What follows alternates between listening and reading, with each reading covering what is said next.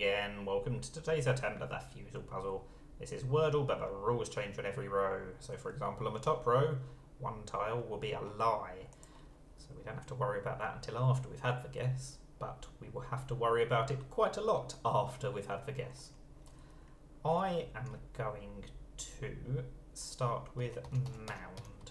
Why not? I like to start with some slightly less common letters when I get this liar, because I'm kind of hoping we get 4 greys and a yellow, and then I'll just mentally assume that the yellow letter is actually lying and should be grey.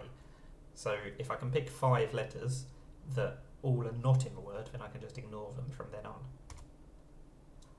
Oh, that hasn't happened. We've got 2 yellows, so at least one of these letters is in the word, possibly both.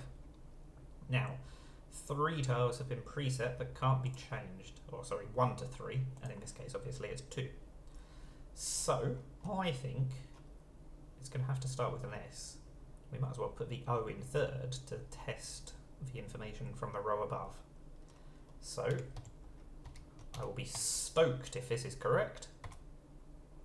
And it's not, but at least we've still got the O.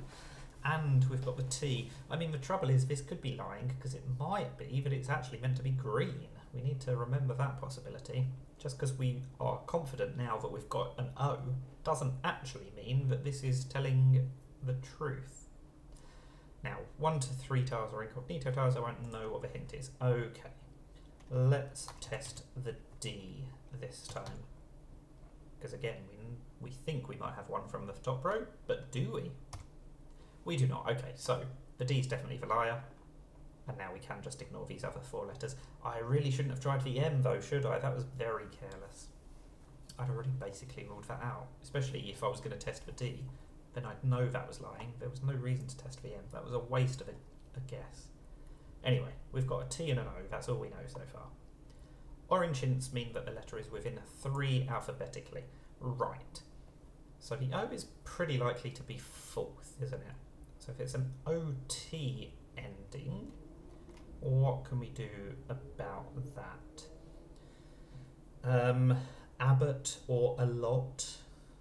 I don't really want to duplicate the B or the L though. Pilot, that's a better guess because that doesn't duplicate anything. Oh, I thought for a minute I'd made a horrible error there, but no. So orange hints mean that the letter is within 3 alphabetically.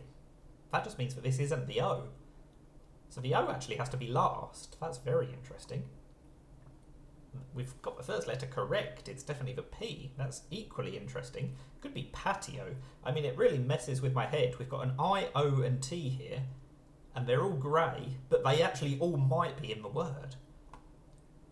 The colouring is in those blue tiles mean that another letter from your guess is in that spot. Okay, so we don't have to worry about that until after we've had the guess.